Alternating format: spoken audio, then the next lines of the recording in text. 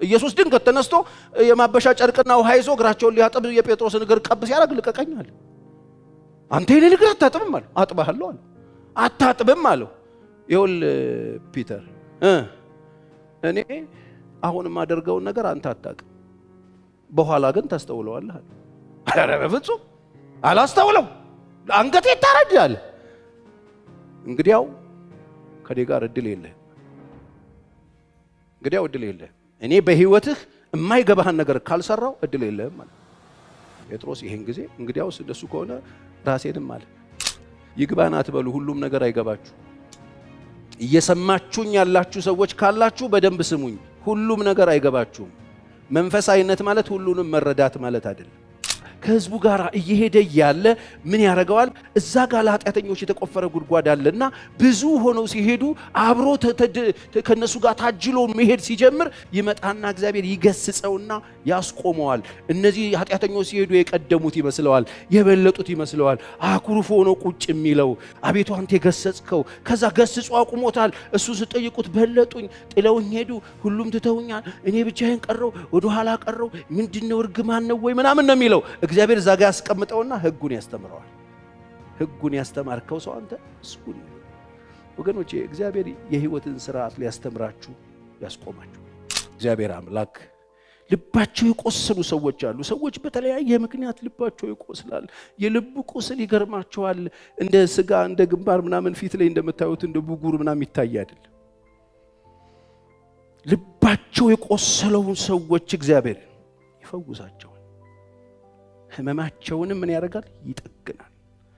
የሰማይ አምላክ እግዚአብሔር ልባችሁ የተሰበረባችሁ ሰዎች እግዚአብሔር አምላክ ልባችሁን ይፈውሳል። የልብን ፈውስ እግዚአብሔር ያደርጋል። ብዙ ሰዎች አያዩትም። አሁን እኛ መካከል በዊልቸር የሚሄድ በቃሬዛ የሚመጣ ሰው ብናይ ሁላችንም አቴንሽናችን ወደዛ ነው የሚዞረው። ያ ሰው ምናልባት ተኝቶ እንቅልፉ ለጥ ብሎ ሊሆን ይችላል ያደረው። ልቡ የተሰበረ ሰው ግን ያለ እንቅልፍ እንድቹ ሲሰቃይ አድሮ ሊሆን ይችላል የመጣው። እግዚአብሔር ሰው እንደሚያይ እግዚአብሔር አያይ። እግዚአብሔር ልባቸው የተሰበሩትን ሰዎች ጠግናለሁ ያለኝ። የሰዎች ልብ መሰበር ማለት ምን ማለት ነው? የሰዎች ልብ መቁሰል ማለት ምን ማለት ነው? ፓስተር የሰዎች ልብ የተጎዳ ልብ ማለት ነው። በተለያየ ምክንያት የሰዎች ልብ ይጎዳል። በተለያየ ምክንያት በኃጢአት ይጎዳል፣ በሰዎች ንግግር ይጎዳል፣ በሰዎች ከተንኮል ይጎዳል፣ በብዙ መንገድ ይጎዳና የተጎዳ ሰው ማለት ድባቴ ውስጥ ያለ ማለት ነው። የተጎዳ ሰው ማለት ድብርት ውስጥ ያለ ማለት ነው። የተጎዳ ሰው ማለት የታመመ ሰው ማለት ነው።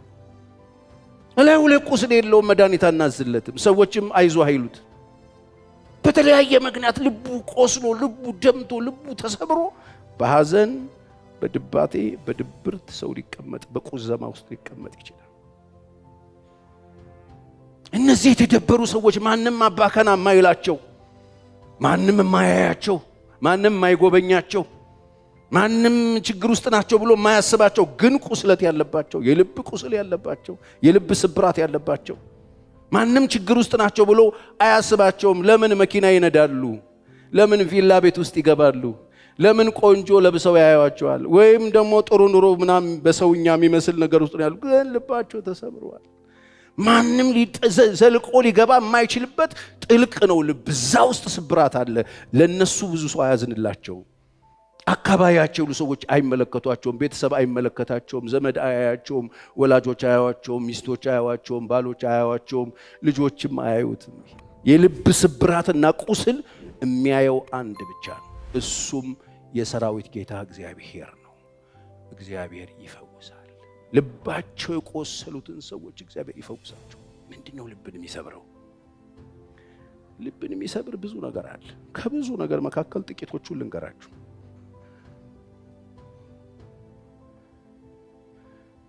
መበለጥ፣ መቀደም። ባለፈው ሳምንት በሌላ ርዕስ ላይ አንስቼዋለሁ።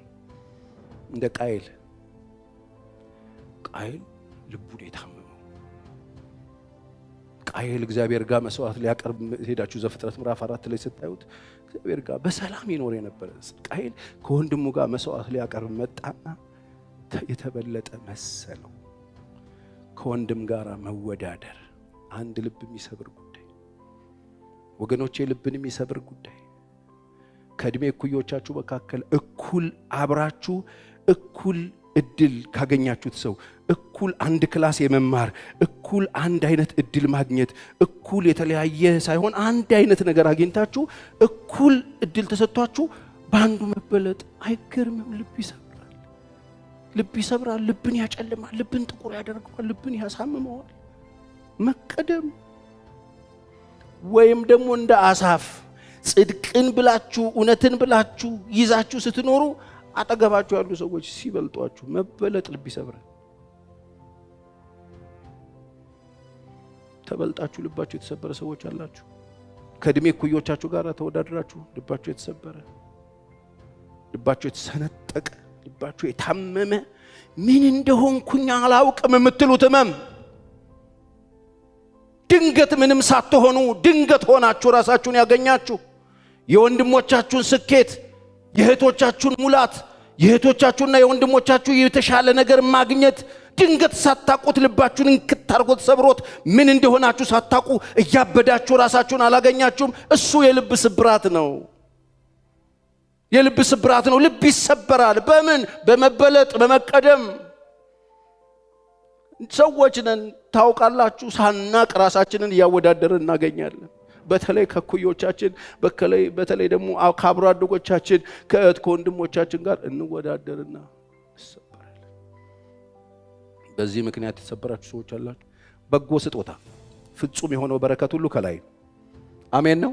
ከእግዚአብሔር የተቆረጠ ነገር ከእግዚአብሔር የተለቀቀ ነገር የእናንተ ነገር አይቀርም፣ ከእናንተ ጋር ይገናኛል። አሁን ችግር ውስጥ የምትወድቁት ልባችሁ የሚሰበረው ነገሮችን ወደ ጎን ስታረጓቸው ከሰዎች ጋር መወዳደር ስትጀምሩ የእናንተን በረከት የያዘው እግዚአብሔር እንደሆነ ሲጠፋባችሁ በረከቶቻችሁ በሰው እጅ እንዳለ ስታስቡ ሰዎች ሲፈልጉ የሚከፍቱት ሲፈልጉ የሚዘጉት ከመሰላችሁ ትወድቃላችሁ። እመኑኝ የሰራዊት ጌታ እግዚአብሔር በጎ ስጦታ ፍጹም የሆነው በረከት ሁሉ ከላይ ከብርሃናት አባት ነው። ልብ በምን ይሰበራል? ልብ የሚሰበረው አዎ በኃጢአት ይሰበራል። ኃጢአት ይሰብረዋል።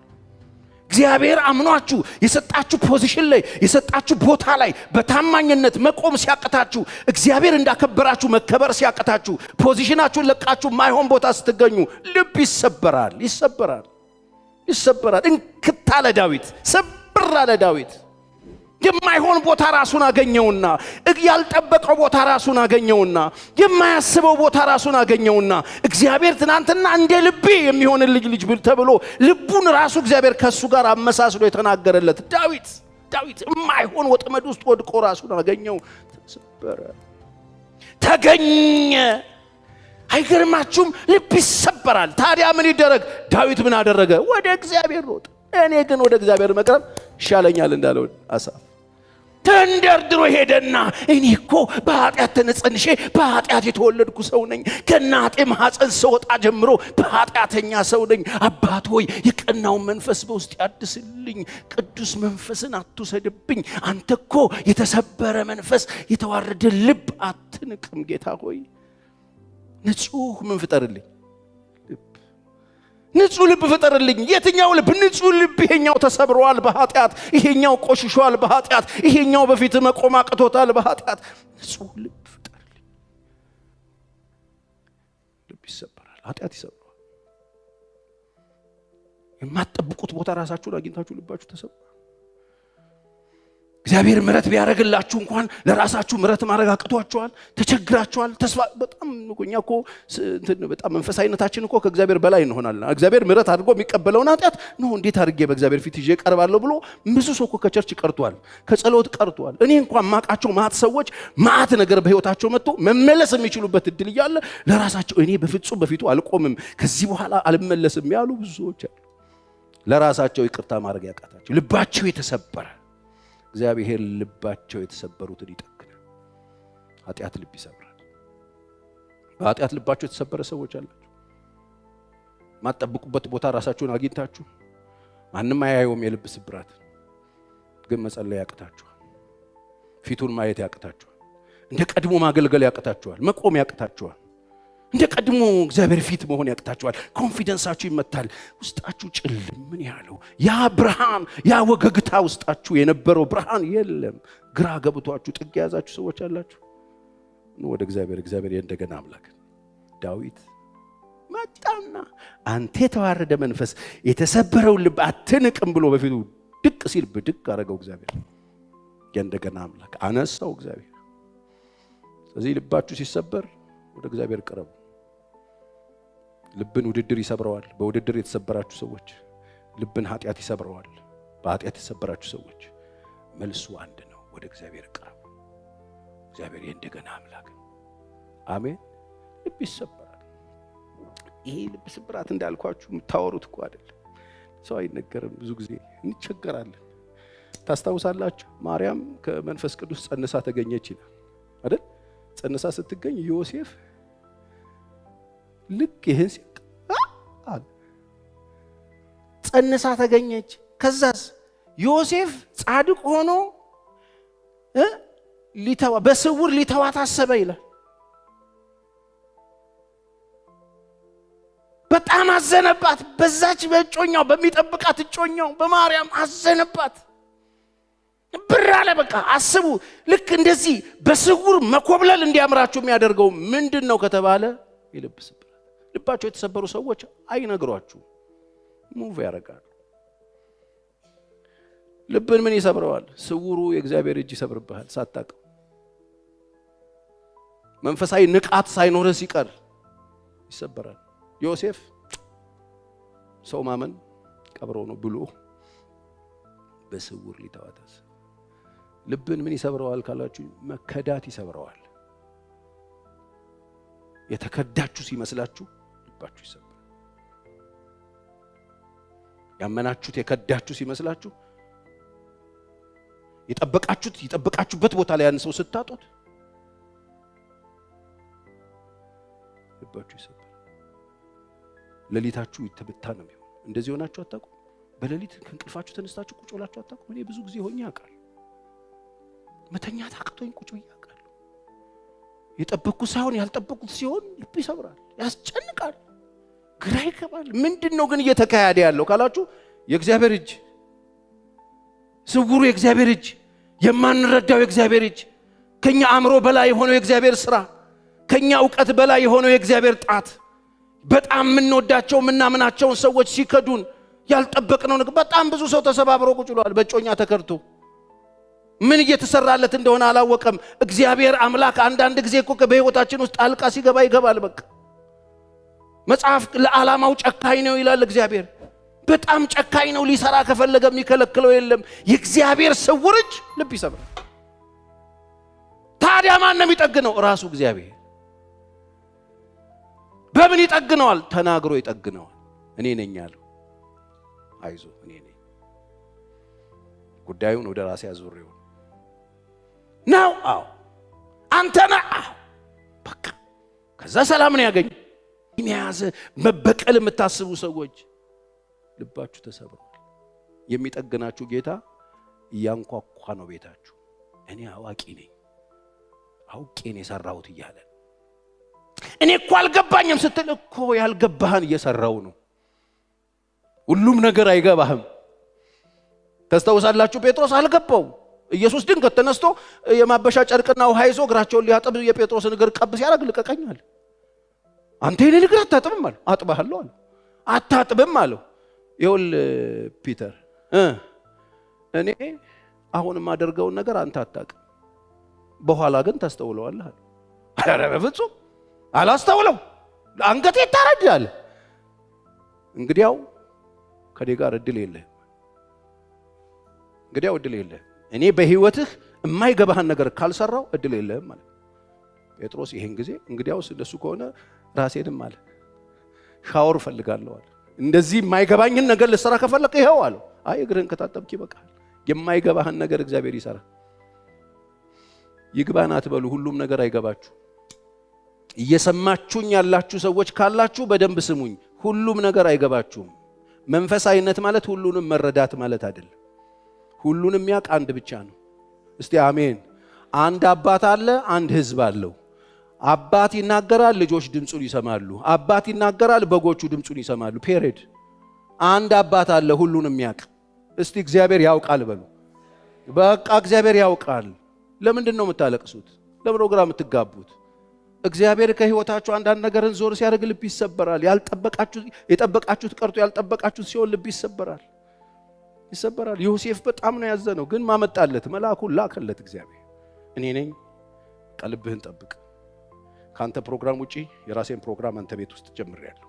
አሁን አርፈህ እዚህ ጋር ቁጭ በል፣ እኔ እሰራለሁ አለው። እሺ ይሄው አለቀ። ግብ አትግቡ። እግዚአብሔር ገብቶ ጣልቃ ህይወታችሁን ሲያተራምሰው ፈቀዱለት። መንፈሳዊነት ማለት የኛን ስኬጁል ለሱ እንሰጠውና የኛን ስኬጁል እንደፈለገ መበጣጠስ እንዲችል እድል እንሰጣለን ማለት መንፈሳዊነት ማለት ይሄ እንጂ በእኛ ስኬጁል እሱን ለማስኬድ መምጣት ኃጢአት ነው። በእግዚአብሔር ላይ አዋቂ መሆን ነው። እሱ የኛን ስኬጁል ይበጣጥሰዋል። የዮሴፍ ስኬጁል ይሃል ነበር፣ ጣልቃ ገባበት። ወገኖቼ በጣም ብዙ ነገር ጨርሳችሁ ህይወታችሁ ላይ ጣልቃ ገብቶ እግዚአብሔር የበጠበጠው ነገር ካለ ማመን የሚያቀታችሁን ክብሩ ሊገልጥ። እስቲ በደንብ አሜን በሉ። ከናንተ አእምሮ በላይ የሆነ በፍጹም ተመራምራችሁ ማደርሱበትን ታምራት እግዚአብሔር እየሰራ ነው። በፍጹም ዮሴፍ የዓለም መድኃኒት ቤት ውስጥ እየተቀመመ እንደሆነ በፍጹም አይን አውቆ አይደለም፣ በስውር ሳይነጋገር ክፉ ደግ አልነጋገርም ብሎ ቀይም ብሎ ሊሄድ ሲል እግዚአብሔር እኔ ነኝ ያለው እግዚአብሔር የዓለም መድኃኒት ነው አንተ ቤት ውስጥ። ወገኖቼ እግዚአብሔር ለዓለም የሚተርፍ ለብዙዎች የሚሆን ነገር ቤታችሁ እየሰራ ነው። ታዲያ ምንድነው የሚጠግነው? እግዚአብሔር ኤልሻዳይ መሆኑን ማወቅ። ሉዓላዊ ነው እሱ፣ ሉዓላዊ ነው። ማንም ሰው አይከለክለው። እንዳሰባችሁ ሰው እንዳላሰባችሁት ህይወት ሄደባችኋል። ከተለማችሁት ካሰባችሁት ካቀዳችሁት ውጪ ህይወት ዳይሬክሽኑን ቀይሮባችኋል። ልባችሁ እንዳይሰበር እመኑኝ፣ እግዚአብሔር የሚሰራውን ያውቃል። ያልጠበቃችሁትን ነገር እግዚአብሔር ያደርጋል። ባልጠበቅ ለካ ለዚህ ነው የምትሉትን ነገር እግዚአብሔር ያደርጋል። አልገባኝም ነበር የምትሉትን እግዚአብሔር ያደርጋል። የሰማኝ ሰው ካለ አሜን ይበል። የተተዋችሁ የመሰላችሁ፣ የተበለጣችሁ የመሰላችሁ፣ የወደቃችሁ የመሰላችሁ ሰዎች ለካ ለዚህ ነው የምትሉትን እግዚአብሔር ይሰራል። ለዚህ ነው መዝሙር 94 ቁጥር 11 ላይ የሰዎች ሐሳብ ከንቱ እንደሆነ እግዚአብሔር ያውቃል ይልና እንደዚህ ይናገራል መጽሐፍ ቅዱስ። ለኃጢአተኛ ጉድጓድ እስኪቆፈር ድረስ ከክፉዎች ዘመን ይወገድ ዘንድ አቤቱ አንተ የገሰጽከው ሕግህን ደግሞ ያስተማርከው ሰው ምስጉን ነው። አይገርማችሁም? ይሄ ሰውዬ ከእግዚአብሔር ጋር ከህዝቡ ጋር እየሄደ ያለ ምን ያደርገዋል? እዛ ጋር ለኃጢአተኞች የተቆፈረ ጉድጓድ አለና ብዙ ሆነው ሲሄዱ አብሮ ከነሱ ጋር ታጅሎ መሄድ ሲጀምር ይመጣና እግዚአብሔር ይገስጸውና ያስቆመዋል። እነዚህ ኃጢአተኞች ሲሄዱ የቀደሙት ይመስለዋል፣ የበለጡት ይመስለዋል። አኩርፎ ሆኖ ቁጭ የሚለው አቤቱ አንተ የገሰጽከው። ከዛ ገስጾ አቁሞታል። እሱ ስጠይቁት በለጡኝ፣ ጥለውኝ ሄዱ፣ ሁሉም ትተውኛል፣ እኔ ብቻዬን ቀረው፣ ወደ ኋላ ቀረው፣ ምንድነው እርግማን ነው ወይ ምናምን ነው የሚለው። እግዚአብሔር ዛጋ ያስቀምጠውና ህጉን ያስተምረዋል። ህጉን ያስተማርከው ሰው አንተ ምስጉን ነው ይላል። ወገኖቼ እግዚአብሔር የህይወትን ስርዓት ሊያስተምራችሁ ያስቆማችኋል። ወገኖቼ እያለቀሳችሁም ቢሆን ወደ ፍጻሜ ትመጣላችሁ። እግዚአብሔር ወዳየላችሁ ትመጣላችሁ። ምን እያልክ ነው ፓስተር ቸሬ? አይገባም። የእግዚአብሔር መንገድን እየዘመራችሁበት የምትሄዱት አይደለም። ያየሁትን አየዋለሁ እያላችሁ የምትሄዱበት አይደለም። ይሄው እኔ ያለፉትን 30 ዓመታት አይቼዋለሁ። አይደለም። እመኑኝ፣ እናንተ አዳዲስ ክርስቲያኖች እመኑኝ፣ ምንም ያልገባችሁ ሰዎች እመኑኝ፣ ይሄ ህልም እንጀራ በልታችሁ የመጣችሁ ሰዎች እመኑኝ፣ እግዚአብሔር የፈለገው ነው የሚሰራው። በእግዚአብሔር ቤት ስትኖሩ ሁሉም ነገር አይገባም። ለዚህ ነው መጸለይ ያለብን። ለዚህ ነው በፊቱ መሆን ያለብን እንደ ፈቃዱ ለመፍሰስ። ጸሎት ማለት የእግዚአብሔርን ፈቃድ ማስቀየሪያ ጦር መሳሪያ አይደለም። ጸሎት ስለምንጸልይ ፈቃዱን የምናስቀይርበት ክላሽንኮፍ አይደለም። ጸሎት ማለት የእግዚአብሔርን ፈቃድ ማስፈጸሚያ አሸንዳ ነው፣ ቦዩ ነው፣ መፍሰሻው ነው። የምንጸልየው ለማስቀየር ሳይሆን ፈቃዱን በእኛ ህይወት እንዲፈጽም። እስቲ በደንብ አሜን። የተሰበሩትን እግዚአብሔር ይጠግናል። ዛሬ ሊጠግን እዚህ ያለ መጠገን የሚፈልግ ሰው አለ። መጠገን የሚፈልግ ሰው እንደ ቃየል በውድድር ልባቸው የተሰበረ ሰዎች ይጠግንላችኋል። ከኔ ጋር ጉዳይ ጨርሱ፣ ወደ ግራ ወደ ቀኝ መመልከት አቁሙ፣ በባልንጀሮቻችሁ ስኬት ደስ ይበላችሁ ሲል ምክር ስማና ተደሰት። በቃ መጽሐፍ ቅዱስ ደስ ከሚላቸው ጋር ምን ይበላችሁ ነው የሚለው። ደስ ይበላችሁ፣ ደስ ከሚላቸው ጋር ደስ ይበላችሁ እንጂ ተደበሩ አይልም። ስለዚህ ድባቴን ከህይወታችሁ ጣሉ፣ ጥግን ያደርግላችኋል ጌታ። የኔ እድል ፈንታ ከሰማይ ነው ማለት ስትጀምሩ ልባችሁ ጥግን ያደርግላችኋል። መከዳት ህይወታችሁ ላይ ደርሶ ያመናችኋቸው ከርተዋችሁ፣ የሰጣችኋቸውን ወስደውባችሁ፣ የሰጣችሁትን በትነውባችሁ የጠበቃችሁት እንዳልጠበቀ ሲሆን ክህደት ተፈጽሞባችሁ በጓደኝነት ቢሆን በጮኝነት ቢሆን በገንዘብ ቢሆን በስራ ቢሆን ከዚህ የተነሳ ልባችሁ የተሰበረ ሰው እግዚአብሔር የተሻለ ነገር ስላየላችሁ ነው ጣልቃ ይገባል። ከኔ ነው ሲል ዮሴፍ እንደሰማ እግዚአብሔርን በመስማት እግዚአብሔር ልባችሁ ይጠግንላችሁ። ይሄ ብቻ አይደለም፣ ረፍዶባችሁ ዘግይቶባችሁ የጠበቃችሁ ሳይሆን ያልጠበቃችሁት ቤታችሁና ህይወታችሁ ውስጥ ተከስቶ ልባችሁ ዝን ብሎ በጌታ የተቀየማችሁ ሰዎች ኢየሱስ ቢያረፍድም በጊዜው ይመጣል። መጥቶ ይሰራና እኔ መች ገባኝ አላወቅኩም ነበረ ይቅር በለኝ እንድትሉ ማድረግ ይችላል።